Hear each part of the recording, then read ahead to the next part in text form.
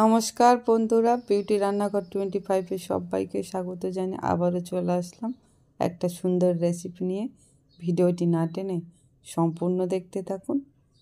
রেসিপিটার জন্য এখানে আমি দিয়ে দেব পরিমাণ মতো কড়াইতে তেল, আর তেলের মধ্যে আমি দিয়ে দেব সামান্য হলুদ। এবার এখানে অ্যাড করে দেব সেদ্ধ করে রাখা ডিম। আমি ডিমটা আগেই সেদ্ধ করে দুভাগ করে কেটে রেখেছিলাম, সেটা এখানে অ্যাড করে দিলাম। আর এটা কিছুক্ষণ আমি ভাজতে দেব। ডিমটা আমি দুটো নিয়েছি, আপনারা চাইলে ডিমটা কম বেশি করে নিতেই পারেন। ডিমটা আমি উল্টে দেব। এপিঠটা আমি আরও কিছুক্ষণ হতে দেব। আপনারা চাইলে ডিমটা গোটাও রাখতে পারেন। ডিমগুলো ভাজা হয়ে গিয়েছে, আমি এবার ডিমগুলো তুলে নেব। এই তেলে দিয়ে দেব আমি আরও একটু তেল। তেল গরম হয়ে গেছে, দিয়ে দেব ফুলকপি।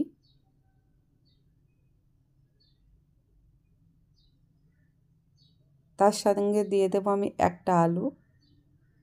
খুব ভালো করে তেলেতে আমি ভেজে নেব। আর আপনারা দেখতে পাচ্ছেন গাগুলো ফুলে ফুলে গেছে।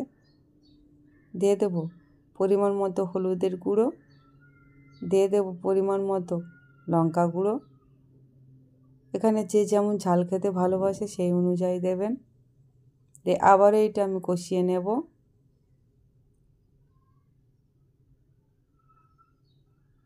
দিয়ে দেব পরিমাণ মতো জল।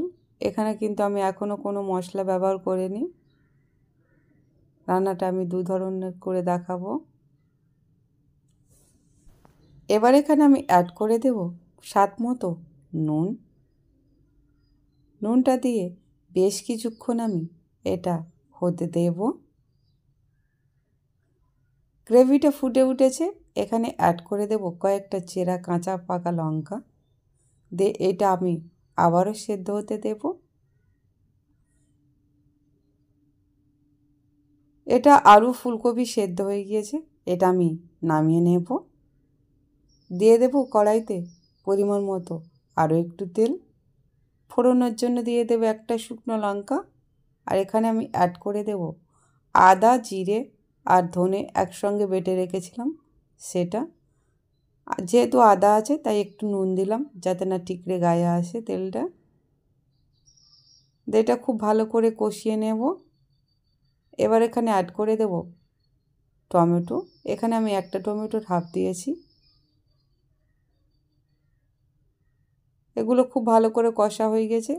এবার ফুলকপি আর আলুর ঝোলটা এখানে অ্যাড করে দেব।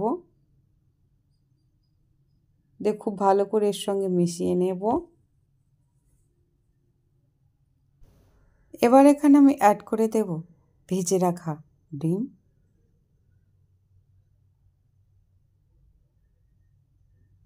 ডিমগুলো এভাবে অ্যাড করে দিয়েছি, আর এটা আমি আরও বেশ কিছুক্ষণ হতে দেব।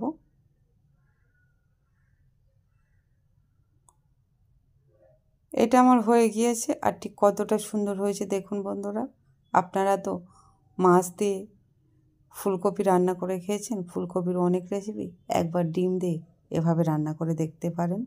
আশা করছি খারাপ লাগবে না, ভালো লাগবে।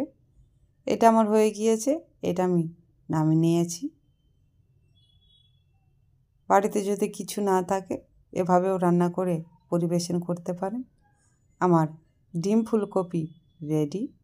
আমার এই রেসিপিটা আপনাদের কেমন লাগলো তা অবশ্যই কমেন্ট করে জানাবেন বন্ধুরা।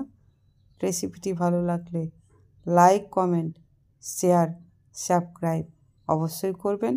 আর বেশি বেশি করে শেয়ার করে দেবেন।